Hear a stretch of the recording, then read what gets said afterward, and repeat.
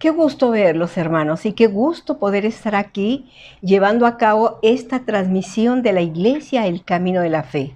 Le agradecemos que esté con nosotros y queremos realmente ser una fuente de bendición para su vida. Dice un canto: qué gusto vernos y juntos cantar, qué gusto vernos y juntos orar, sentir la presencia del Dios de bondad. Y con esa alegría, con ese gozo, vamos a dar inicio. Y yo quiero invitarles para que ustedes abran las páginas de la carta del apóstol Juan. Vamos a leer el capítulo 3 de primera carta de Juan, del verso 1 al verso 11. Su palabra dice: mirad cuál amor nos ha dado el Padre, que seamos llamados hijos de Dios. Por esto el mundo no nos conoce, porque no le conoció a Él. Muy amados, ahora somos hijos de Dios y aún no se ha manifestado lo que hemos de ser, pero seremos semejantes a Él, porque le veremos como Él es. Y cualquiera que tiene esta esperanza en Él se purifica como Él también es limpio.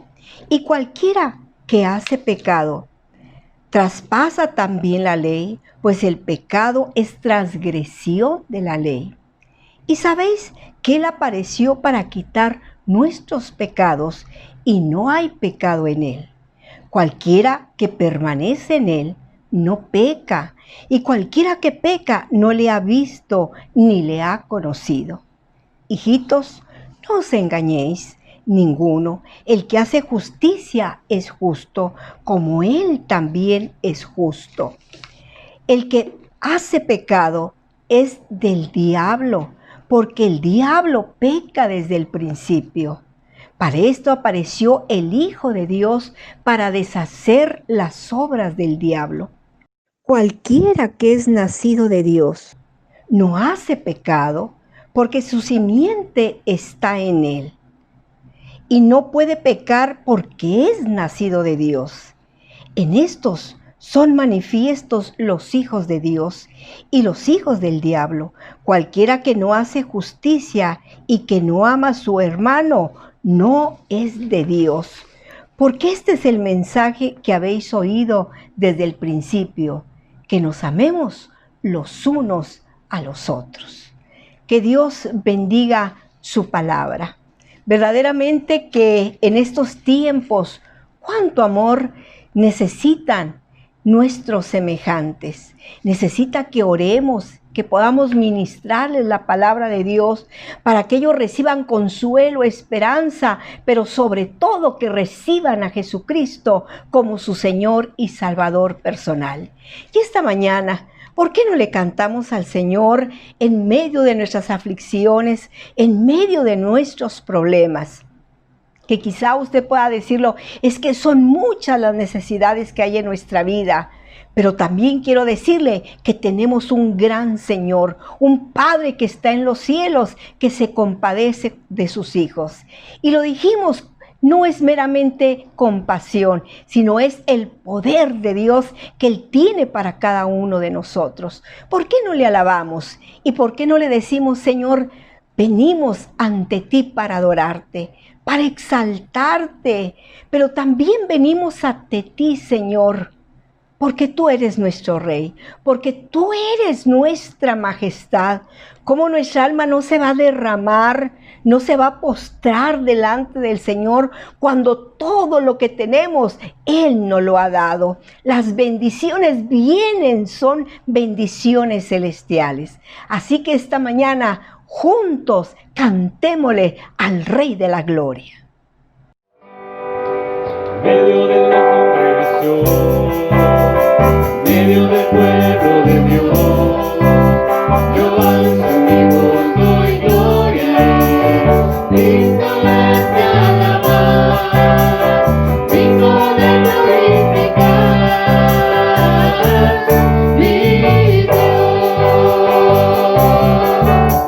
En medio de la tribulación, en medio del valle de la oscuridad, yo alzaré mi voz a Él,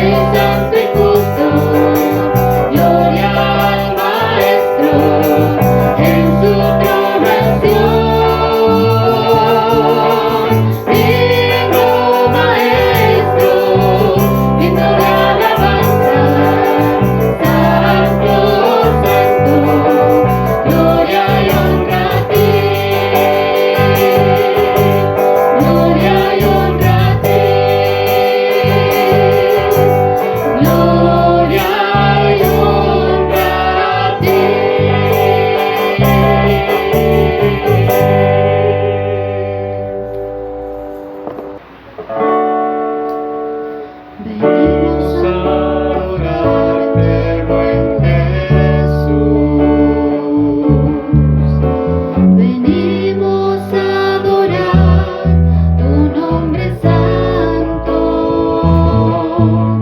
porque tú eres tan bueno, porque tú nos amas tanto.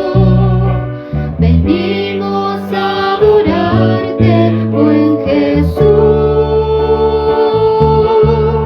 porque tú eres tan bueno, porque tú nos amas tanto. Venimos a adorarte, buen Jesús. Venimos a adorarte, buen Jesús. Venimos a adorar tu nombre santo,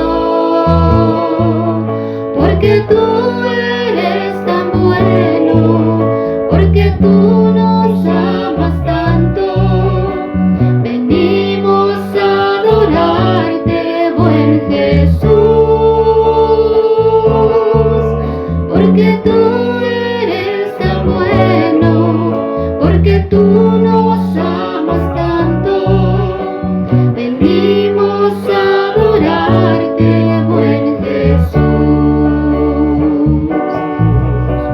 Venimos a adorarte, buen Jesús. Venimos a adorarte, buen Jesús. Ante ti, Señor, para adorarte, para exaltarte, mi Rey. Venimos ante ti, Señor, a tributarte toda la gloria, mi Rey. Mejor es tu presencia que la vida, es un deleite contemplar tu hermosura. Está rodeado de tu santidad de amor. Tu presencia es lo mejor. Venimos ante ti, Señor, para adorarte, para exaltarte,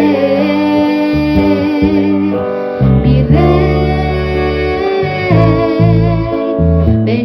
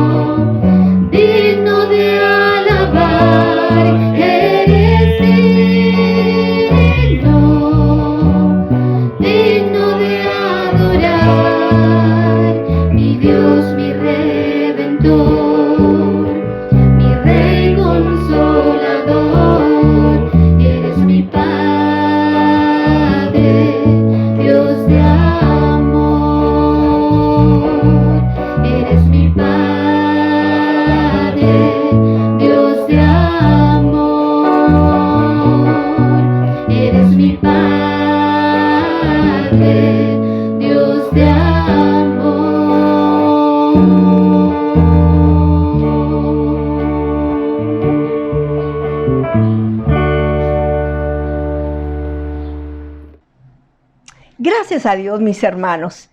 Realmente se siente bendecido. Yo me siento feliz porque Él es mi Señor y mi Salvador. Y el Señor nos ha dado mucho más de lo que nosotros podemos merecer. A eso se remite que tenemos Padre en los cielos. Y yo sé que ya estamos listos y esta mañana vamos a preparar nuestras vidas con reverencia. Si usted quiere que suceda un milagro en su vida, déjeme decirlo, escúchelo con reverencia. Ponga toda la atención y mientras usted escucha la palabra de Dios, el milagro viene para su vida. Yo quiero pedirles que ustedes oren por todas las necesidades en el mundo. Oremos y el Señor dará respuesta. Gracias a todos nuestros hermanos de la Iglesia del Camino de la Fe, que estamos en la cadena de oración todos los días participando para que los hijos de Dios sean bendecidos. Así que con este gusto y con esta alegría, dejo este lugar a nuestro hermano Natividad Ramos, que está predicando el mensaje, la ruta ministerial de nuestro Señor Jesucristo. Hermano Ramos. Gracias a Dios.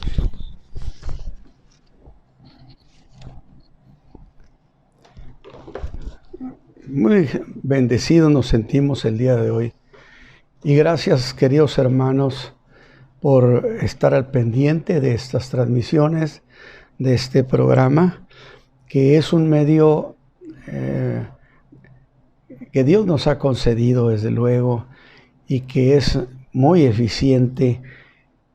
Porque aunque no tenemos las reuniones congregacionales que hemos dicho son insustituibles y que esperamos que muy pronto podamos tener esas reuniones, que haya las condiciones apropiadas de seguridad para que podamos estar ahí todos y adorar al Señor, compartir, convivir y por supuesto ese amor de orar los unos por los otros.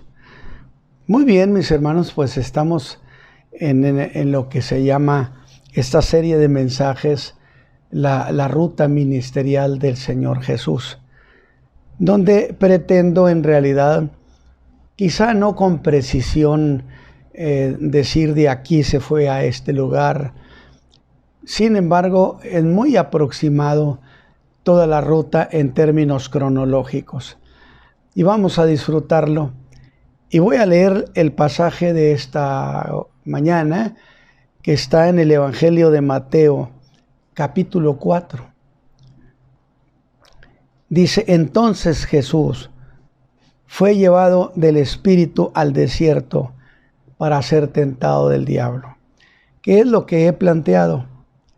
A partir del Jordán encontramos que el Espíritu Santo se convierte en tutor ministerial del Señor Jesús, porque es el que se encarga, incluso se encargó de llevarlo a la cruz del Calvario. Y habiendo ayunado 40 días y 40 noches, después tuvo hambre. Y llegándose a él el tentador, dijo: si eres hijo de Dios, di que estas piedras se hagan pan. Mas él respondiendo dijo: escrito está, no solo de pan vivirá el hombre, mas con toda palabra que sale de la boca de Dios. Entonces el diablo le pasa a la santa ciudad, a Jerusalén, y lo pone sobre las almenas del templo. Y le dice: está bien, si eres hijo de Dios, échate abajo, que escrito está. A sus ángeles mandará por ti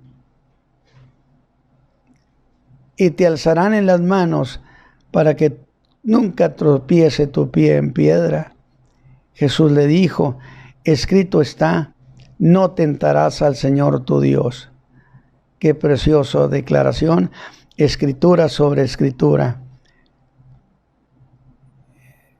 Otra vez le pasa el diablo a un monte muy alto y le muestra todos los reinos del mundo y su gloria. Y le dice, con qué atrevimiento: todo esto te daré si postrado me adorares. Entonces Jesús le dice: vete, Satanás, que escrito está: al Señor tu Dios adorarás y a Él solo servirás. El diablo entonces le dejó.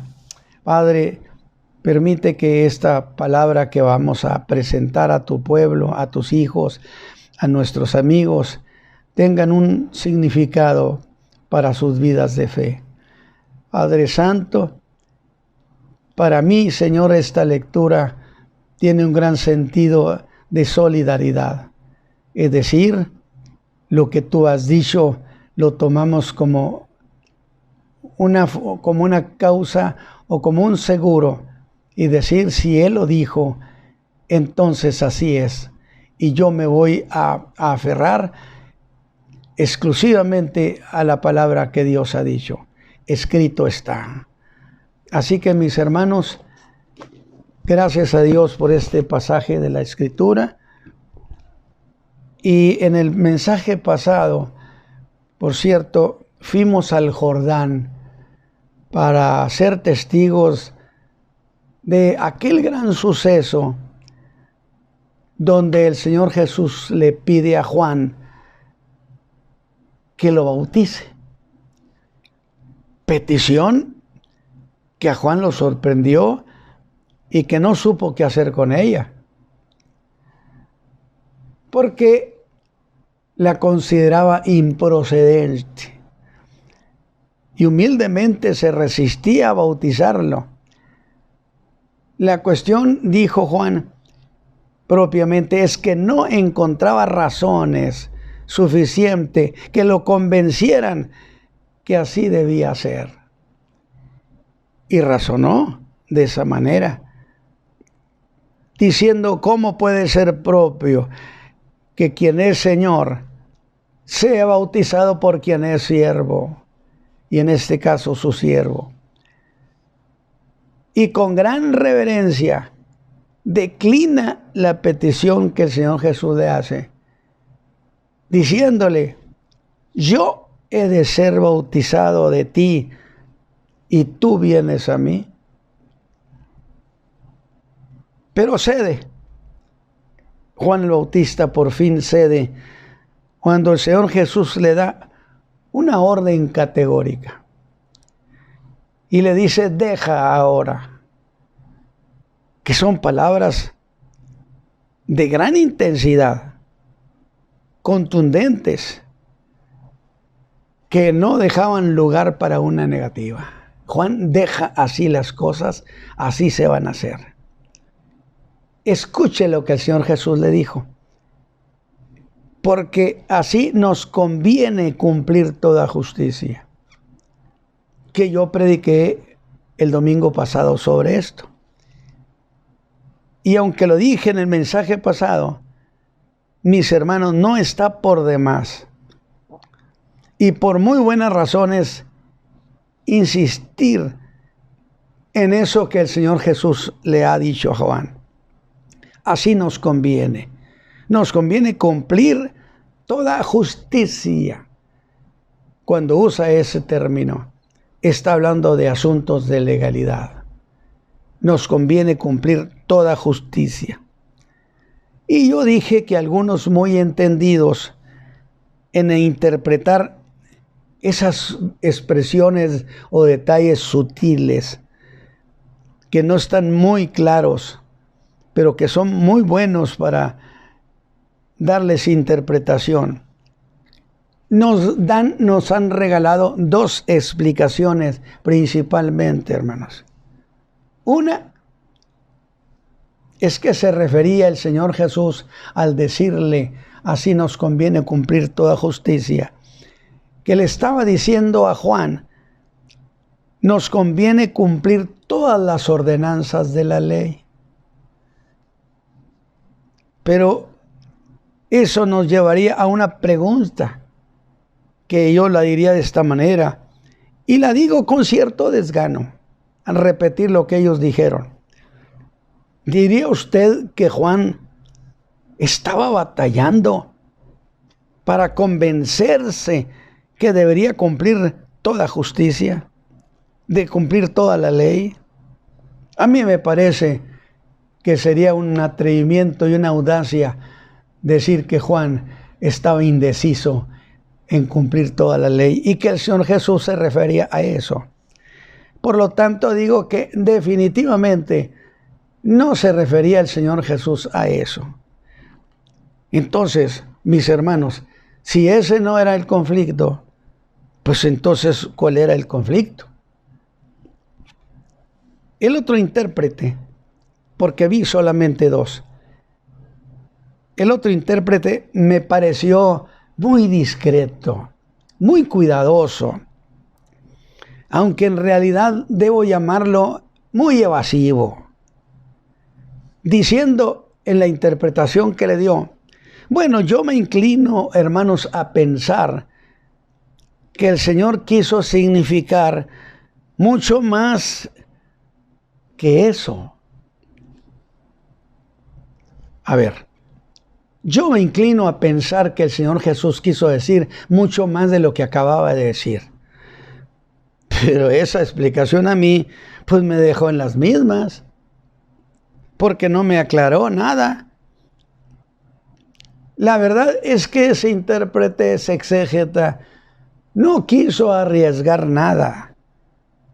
Aunque déjeme decirle, mis hermanos, yo no tengo problemas para estar de acuerdo con ese intérprete. Y entonces parecería que entonces, ¿qué tengo que estarme quejando? Pero eso de estar de acuerdo con él me llevó a poner el caso Jesús en un tenor general mesiánico. El Cristo de Dios. Pero si Jesús había de encabezar, escúchame bien, un reino entre los hombres, y él era el elegido de Dios para ser el rey entre los hombres, debía necesariamente de ser ungido para poder ejercer el derecho de reinar. Ningún rey, lo he dicho, ningún rey, aunque Dios hubiera dicho por el profeta que ese era el escogido, no podía darse por hecho mientras no fuera ungido. ¿Vamos bien? Porque ese era un acto legal. El ungimiento era un asunto legal que hacía oficial el derecho a reinar. Ahora, desde luego, mis hermanos, hay que poner como antecedente un detalle muy importante: que el Señor Jesús había sido escogido desde la misma eternidad para ser el Cristo de Dios. ¿Acaso no lo menciona la Escritura como el Cristo eterno, como el Mesías eterno, como el ungido eterno, como el Salvador eterno? Y si es el ungido eterno, es porque era un hecho allá en la eternidad y en el consejo divino. Él había sido elegido como Mesías y como Rey, y la unción era un hecho. Pues entonces, si la cosa es así, yo quiero que usted me vaya siguiendo para que no pierda la idea. Si la cuestión era así, entonces, ¿cuál sería el problema? ¿Cuál sería la cuestión? Que la persona de Cristo era cosa de hombres, de los hombres. Escúcheme bien. La persona de Cristo, Cristo, el Mesías, el Rey, el Salvador, era cosa de los hombres. Por eso se hizo hombre, para ser cosa de hombres. Entonces, si Él iba a reinar entre los hombres y Él iba a salvar a los hombres, entonces tenía que ser acreditado, escúcheme bien, tenía que ser acreditado oficialmente como el Cristo. Una vez más, si Cristo era cosa de los hombres, iba a reinar entre los hombres y al salvar a los hombres, entonces tenía que ser acreditado oficialmente que Él era el Cristo y que era el Salvador del mundo. Y eso lo entendemos por el derecho de información que yo he mencionado. Dios creó al hombre, le dio esta tierra, lo puso aquí y le dio dominio, pero le dio también derecho de información, de estar informado. Derecho que Dios le otorgó a los hombres. Eso era lo que implicaba este bautismo. Conviene hacerlo así. Y Mateo se fija en ese salir del agua. Mientras que Lucas pone cuidado en que eso sucedió mientras oraba. Que sucedieron dos cosas. Una de ellas, mis hermanos, cuando el Señor Jesús oraba al salir del bautismo, los cielos le fueron abiertos. Y vio al Espíritu Santo de Dios que como paloma descendía sobre él. Fue una manifestación corporal que vino y se posó evidentemente sobre su persona. Posó sobre Jesús. Y precisamente eso de ponerse sobre Jesús constituía de esa manera el acto del ungimiento. Al posar el Espíritu Santo sobre Jesús, constituyó el acto de estarlo ungiendo en ese momento. Experiencia de la que el Señor Jesús habló allá en Nazaret cuando fue y que inauguró su ministerio. Yo así lo llamo. Dijo, por cuanto me ha ungido Dios con Espíritu Santo. Me ungió con Espíritu Santo. No fue con la botija del aceite. Fue con el Espíritu Santo que vino y se posó sobre mí. Y si el Espíritu Santo era simbolizado por el aceite, ¿para qué tenía que derramarse sobre Jesús la botija del aceite? Cuando que el aceite era solamente un símbolo del Espíritu Santo. ¿Para qué iba a tener que vaciarse la botija del aceite de la unción? Cuando que el Espíritu Santo, que es la realidad del símbolo, vino sobre él. Y si ya estaba presente la realidad, ¿por qué iba a necesitarse el símbolo? Yo no sé si usted va conmigo, mi hermano o mi hermana que me está escuchando. Lo que yo estoy diciendo es esto, que las figuras, los tipos, los símbolos en el Antiguo Testamento que son tan ricos, tan multitudinarios, donde quiera se los encuentra, son útiles solamente hasta que llega la realidad. Si la realidad, el Espíritu Santo que vino sobre Jesús, era la realidad representada en el aceite, ¿para qué quería entonces el símbolo? De nuevo se lo digo, los tipos, las figuras y los símbolos tienen vigencia hasta que la realidad se hace presente. Cristo Jesús, el Cordero de Dios, se hizo presente, que era la realidad que representaban las víctimas y los corderos.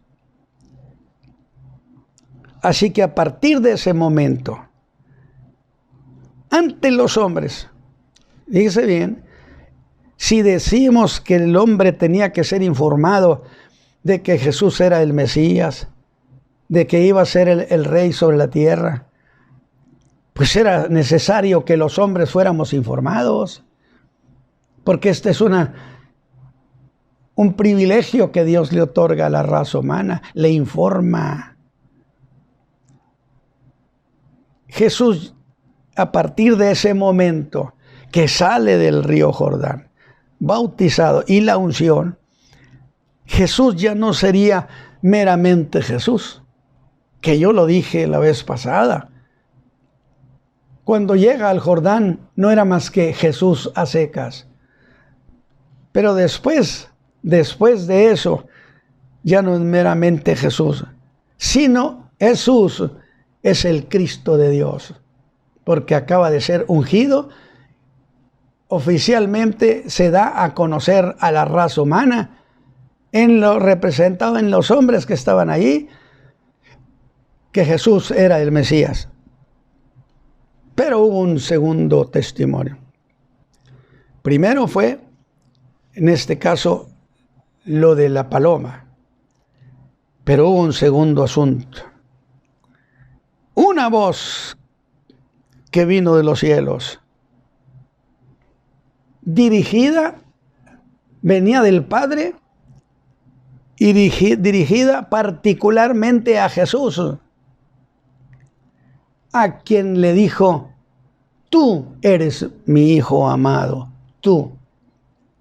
Así, de manera directa. El Padre está haciendo una vigorosa afirmación filial. Por eso el que es incrédulo al Hijo es incrédulo al Padre. Y el que no ama al Hijo no ama al Padre. El Padre no lo va a amar. Por eso, para que el Padre nos conteste peticiones, hay que reconocer que lo hacemos en el nombre de Cristo. Tú eres. Pero Mateo dice que hubo una segunda declaración del Padre, que no es dirigida a Jesús, sino es dirigida a terceros, a los que escuchen. Fíjese bien, a que se den por enterados. Y les dice: este es mi Hijo amado. Porque no es lo mismo decir tú que decir este es mi Hijo. Porque el mundo debía saber que Jesús es el Hijo de Dios. Y ese dije, se usa gramaticalmente para dirigirse a quienes están cerca. Y yo le digo: ¿ve usted todo lo que sucedió a causa del acto del bautismo? Pero quiero puntualizar que sin duda esa declaración que el Padre hace a tercero, sin duda Satán estaba en la escena. Evidentemente hizo su recorrido. Algo así como: yo también me doy por enterado de lo que has dicho de él. Y aunque no lo dice así la Escritura, por el tenor bíblico, en el caso de Job, el diablo debió solicitar que se le permitiera probar a Jesús. Y dice Mateo que el Espíritu Santo llevó a Jesús al desierto. El Espíritu Santo, que es el tutor. Por eso dije, a partir de allí, el Espíritu Santo se hace cargo de él para llevarlo a los lugares. Y lo llevó para ser tentado del diablo, a enfrentarse al príncipe de este mundo. Lo llevó a un medio donde bíblicamente, mis hermanos, hay una intensa actividad demoníaca, que es en el desierto, a un medio hostil. Y allí ha de estar en ayuno por 40 días y 40 noches. Todo ese tiempo, el Señor Jesús estuvo sin tomar alimento. Y yo estoy enfatizando ese detalle: estuvo sin tomar alimento. Y cuestiono, ¿era necesario que fuera así? ¿Estar sin alimento? Déjeme decirle esto. Es que de esa manera el cuerpo pierde su fuerza, pierde su vigor y cae en la inanición, pierde su estado de ánimo. Y Satán estaría vigilando durante los 40 días el estado anímico del Señor Jesús. Y el estado anímico se desploma, a grado tal que aún en las noches el diablo lo molestaba. Quiero que vea algo más en las palabras de Lucas, mis hermanos, que dice que durante los 40 días estuvo siendo tentado. No al final de los 40, sino durante los 40 días. En una especie de ser molestado constantemente, que le robaba el sueño, que anímicamente lo desplomaba. Sin embargo, el día 40, el hambre le exige pan. Y si alguna idea quiero que usted se grabe en su corazón, mi hermana, mi hermano, es esta: que Jesús saldría victorioso porque se hizo solidario con las palabras de su Padre. Es decir, ¿cuál es la lección para nosotros? Usted solidarícese con lo que Dios ha dicho, no más porque Él lo ha dicho. Diga eso aún en medio de los problemas más difíciles. Yo voy a hacer lo que Él dijo, no más porque lo dijo, porque escrito está. Y el hambre le exigió pan. Y dice, tuvo hambre. Y estando el Señor anímicamente en la condición mínima, voy a llamarle arbitrariamente, si usted quiere, en una condición cero. Mínima, en cero, menos. Y estando él en esa condición, que me parece que el diablo pensó que lo tenía derrotado, porque Jesús estaba anímicamente en ese estado de mínimo. Satán pensaría que ahora sí, él tenía ventaja sobre Jesús. Y por lo tanto que su victoria estaba asegurada. Yo quiero que usted vea eso, porque el Señor Jesús lo derrotó estando aún en el estado anímico más bajo. Que yo lo digo aquí, cuánto más derrota será Cristo en su máxima potencia y poder, manifestado en su poderío. Aquí está como un hombre que anímicamente está al mínimo. Y nuestro Salvador se enfrentó a Satán bajo condiciones anímicas, al mínimo, en condición de flaqueza. Pero aún, mis hermanos, bajo condición de flaqueza, Él derrotó a Satán. Sus mejores estrategias se hizo trizas, porque el Señor Jesús se afirmó y se solidarizó, diciendo, mi Padre lo dijo. Alabado sea Dios. Esa es una gran lección para todos los creyentes. Aprenda a ser solidario y diga, no más porque el Señor lo dijo, yo me voy a aferrar a eso. Y el Señor lo venció en su flaqueza. Y mire lo que le digo, y si el Señor lo venció en su flaqueza, escuche a Pedro, derrotó a Satanás, lo venció en su flaqueza. ¿Qué será el Señor Jesús en la manifestación de su venida? Que Pedro dice, lo vimos en su potencia y majestad. Capítulo 2 de Pedro, versículo 1 al 16, segunda de Pedro. Dice, habiendo visto con nuestros propios ojos su majestad. Y si es así, mi pregunta es esta. Porque se dice que el Señor Jesús, que es una historia que no va a venir, ¿quién podrá impedir que reine la tierra? Y aquí viene la primera tentación. Dice, llegándose a él el tentador, le dijo, si eres hijo de Dios, di que estas piedras se hagan pan. Parecía muy cuestionante y se ha dicho que estaba cuestionando si realmente era hijo de Dios. Yo difiero. Voy a hacer entonces una precisión. Es común que estas palabras que dice Satán sean entendidas como una manera de hacer que Jesús dudara de su condición de hijo de Dios. qué delicioso es no dudar jamás que somos hijos de Dios en Cristo. Yo dije, difiero de esa apreciación, que en realidad no está poniendo el diablo en tela de juicio su condición de hijo.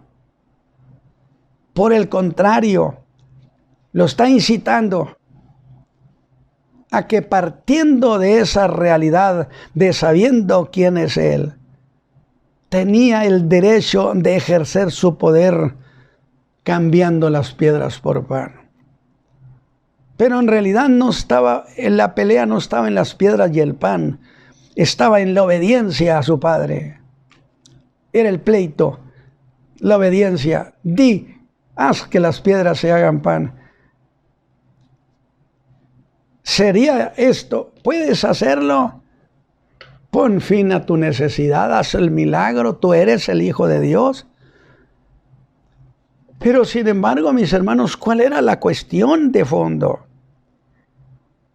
No estaba cuestionando la filiación con Dios. No estaba cuestionando que fuera el Hijo de Dios o no. Sino lo que estaba en juego era la obediencia a su Padre. Por eso Jesús sabría decir, escrito está. No todo es el pan, sino lo que sale de la boca de Dios. El Padre, que sin duda lo había instruido, que esperara a que Él lo sustentara. Esto establece un principio, mis hermanos, que usted y yo, ni aún en la peor condición por la que estemos atravesando o viviendo, no justifica la desobediencia a Dios.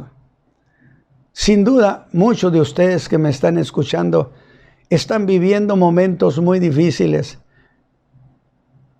Afíliese, arraíguese, solidarícese con la palabra de Dios y verá cómo usted va a salir vencedor. No se aleje de lo que Dios ha dicho. Yo tengo una manera de decirlo acerca del Señor Jesús. No se turbe vuestro corazón ni tenga miedo.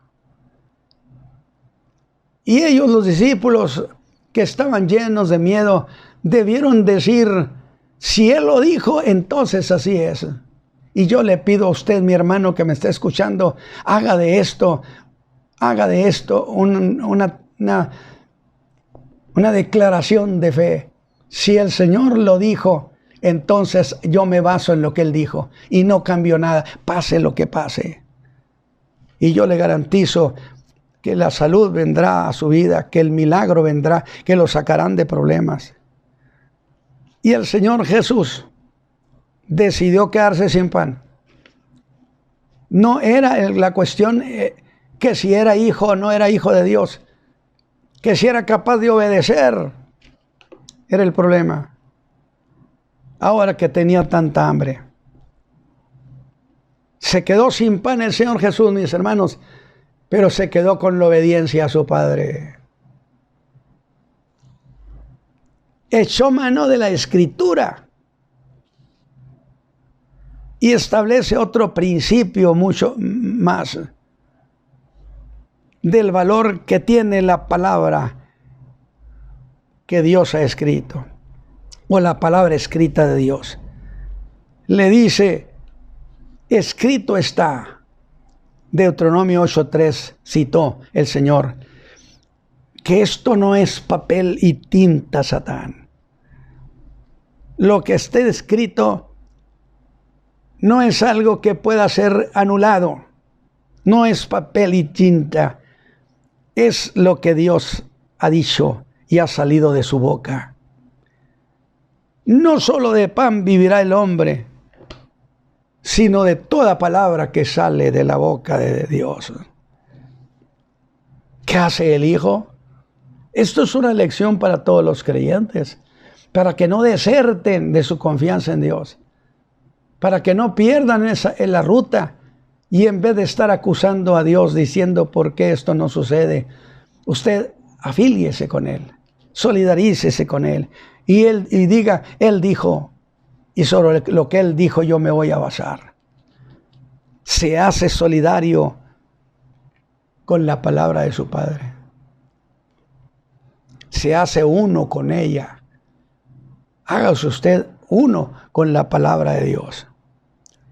Si mi Padre lo dijo, pues entonces así es.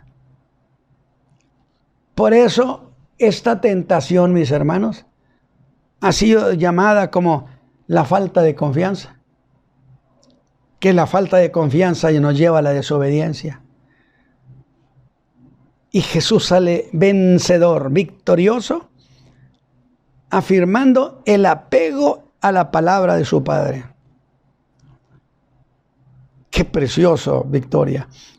Así que no fue esta tentación una mera instigación para convertir las piedras en pan, sino usar su condición de hijo de una manera ajena a lo que su padre le había instruido. Viene entonces la segunda tentación.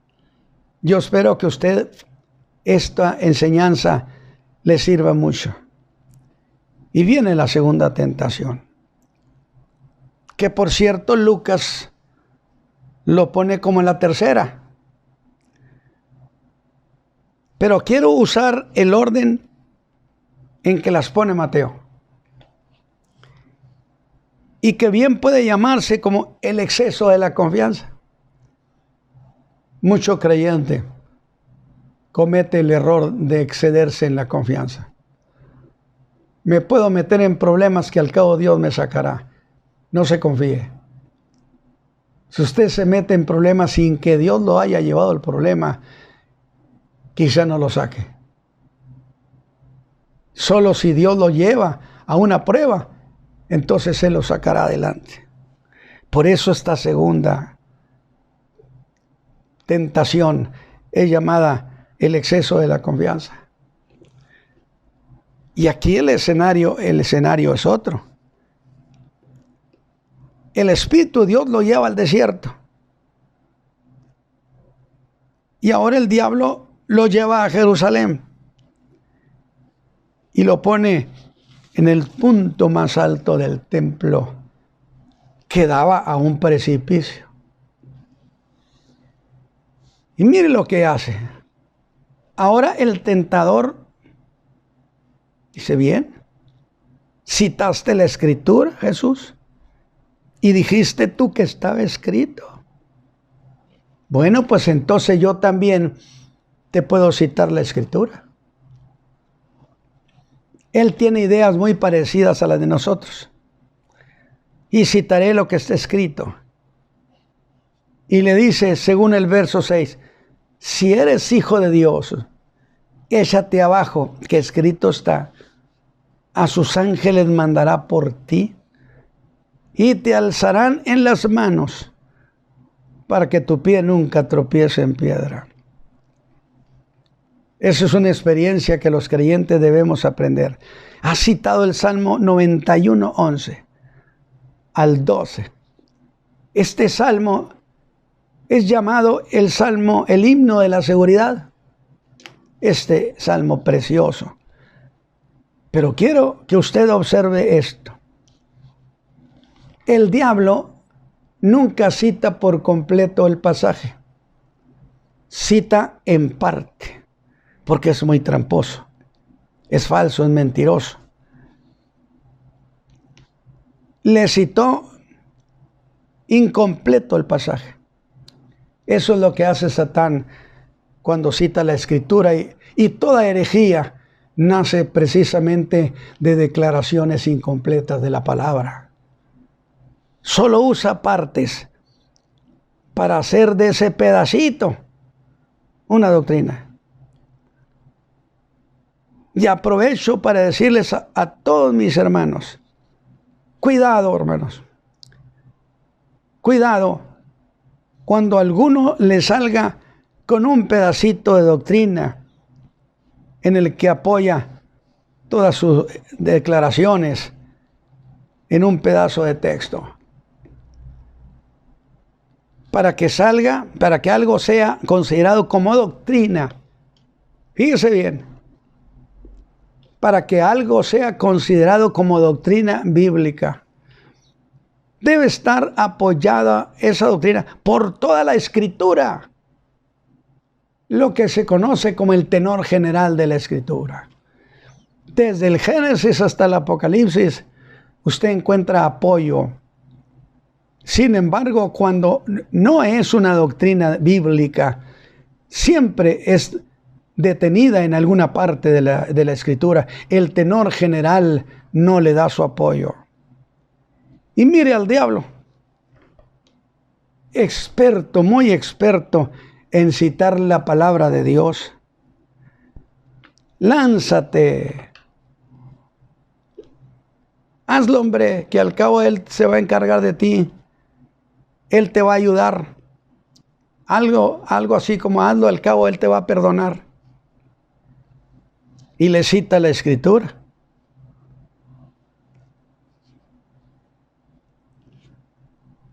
Y desde este siglo, cita el Salmo 91, y creo que desde este siglo podemos gritar con todo nuestro corazón: Satán, eso no es lo que dice el Salmo. No es todo lo que dice el Salmo.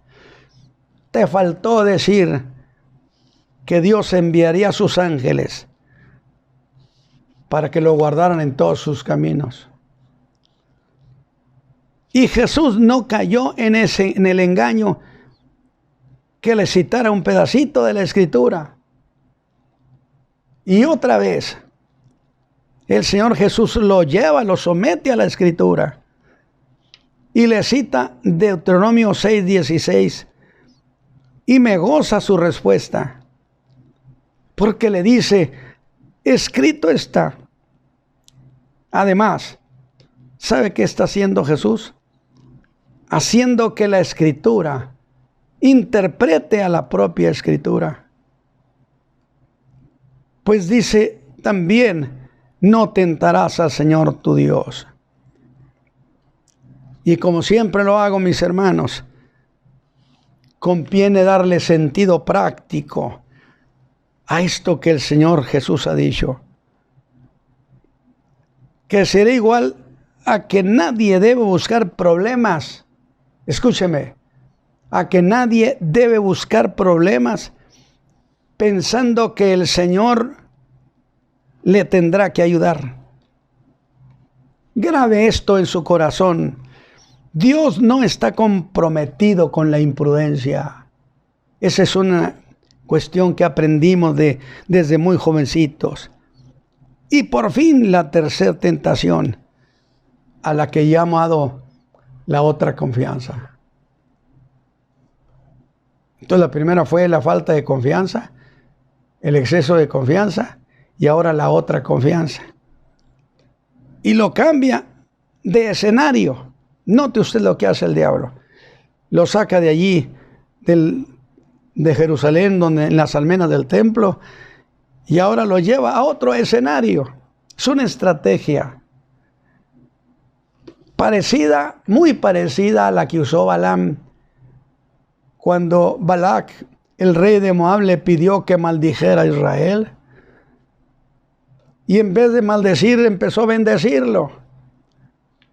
Y este hombre dijo: bueno, quizá de este monte no, pero vamos a irnos a otro monte. Quizá allá sí haya.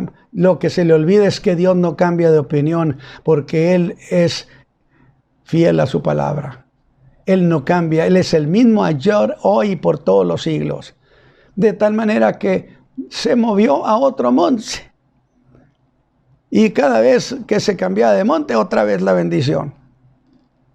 Otra vez la victoria. Diciendo Balaam, quizá desde otro monte, Dios sí ha de querer maldecir a Israel. Pero Dios, dije, no es cambiante. Y las bendiciones que nos ha dado Dios, escúcheme, las bendiciones que Dios nos ha prometido y dado no serán cambiados cambió jamás por ninguna estrategia de las tinieblas. Así que lo lleva a un monte alto. Y ahora le muestra todos los reinos del mundo. Su gloria, su hermosura, su majestad, su riqueza. Pero lo que hace, omite mostrarle sus pecados. Y atrevidamente le propone que eso puede ser suyo si lo adora.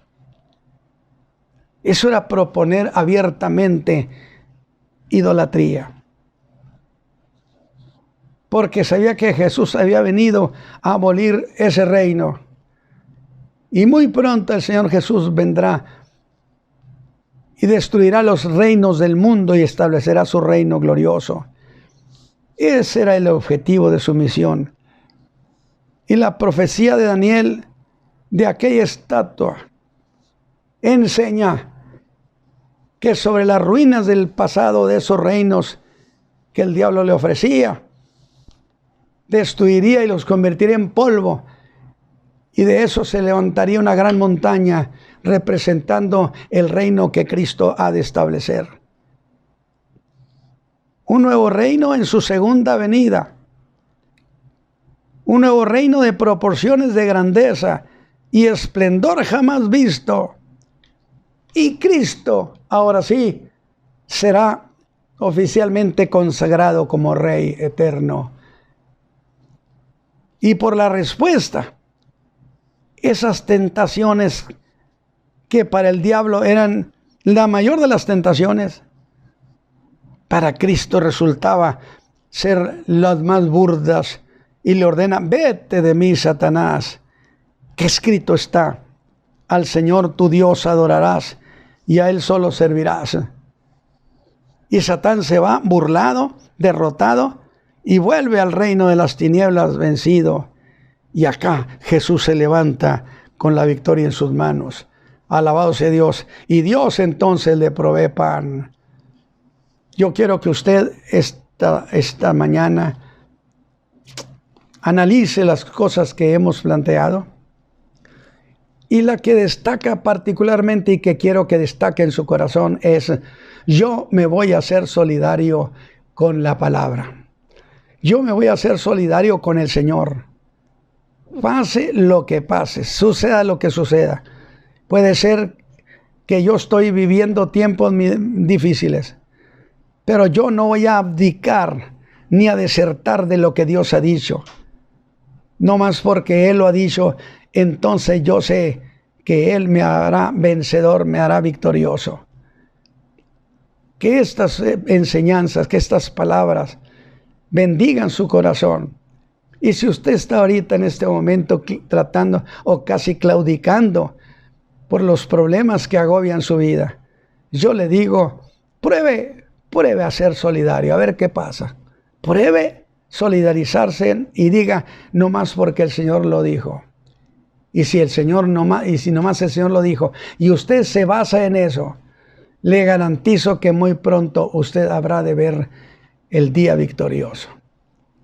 Padre eterno, permite que las palabras que he enseñado el día de hoy, donde he querido marcar el alma de tus hijos, que no importa la condición que estén viviendo, que nunca se suelten de tu palabra, que sean siempre solidarios con ella, porque les he dicho que quien hace eso siempre termina victorioso. Padre Santo, bendice a tus hijos por Cristo Jesús, Señor nuestro. Amén. El Señor les bendiga y nos escuchamos el próximo domingo.